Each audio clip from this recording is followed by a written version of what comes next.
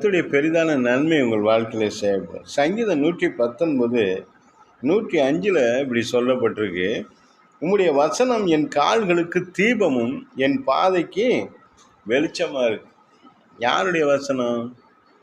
மனுஷங்க பேசுகிற வார்த்தையா? சினிமா நடிகர்கள் சொல்லுகிற தத்துவமா? அரசியல்வாதிகள் சொல்லுகிற வார்த்தைகளா?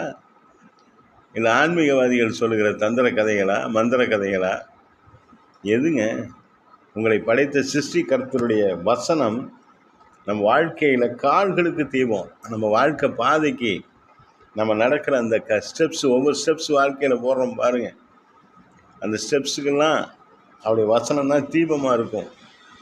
அது மட்டுமல்ல, நம்முடைய பாதைக்கு அது வெளிச்சமாக இருக்கிறது. அருமையான தேவனுடைய ஜனமே, நம்முடைய வசனம் என் கால்களுக்கு தீபமும் என் பாதைக்கு வெளிச்சமுமாய் இருக்கிறது என்று கர்த்தருடைய வார்த்தை சொல்லுகிறது.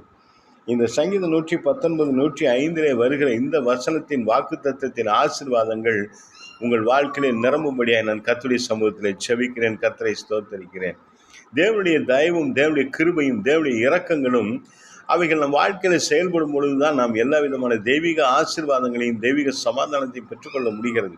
இந்த கர்த்தருடைய வார்த்தை, இந்த வசனம் மிக முக்கியமானது. கர்த்தருடைய வார்த்தை ஜீவனுள்ள வார்த்தை. அந்த வார்த்தை நம்ம கால்களுக்கு தீபமாக இருக்குது. நடக்கிற வாழ்க்கை பயணத்தில், வாழ்க்கை பாதையில், வாழ்க்கையில் வைக்கிற ஒவ்வொரு ஸ்டெப்புக்கும் அந்த கர்த்தருடைய வசனங்கள் நம்ம வழி நடத்துது, நல்ல பாதையில் கொண்டு செல்லுது.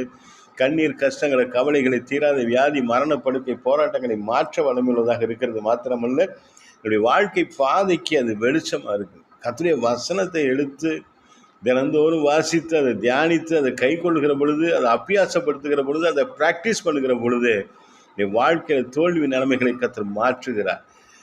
கடினமான சூழ்நிலைகளை சில நாட்கள் நாம் கடந்து செல்ல வேண்டிய சூழ்நிலைகளிலே அந்த வசனங்கள் நம்ம வழி நடத்துது, பலப்படுத்துது. அந்த சோதனை காலங்களை ஜெயிப்பதற்கு, அந்த போராட்டமான சூழ்நிலைகளை வென்று வெளியே வருவதற்கு, பெரிய ஒரு முதிர்ச்சியை பெற்றுக்கொள்வதற்கு, ஒரு மெச்சூரிட்டியை பெற்றுக்கொள்வதற்கு கர்த்தருடைய வாக்கு தத்தங்களும் வார்த்தைகள் நமக்கு பலப்படுத்துகிறது. கர்த்தருடைய வாக்கு தத்தங்கள் நம்முடைய வாழ்க்கையில் நிறைவேறும்.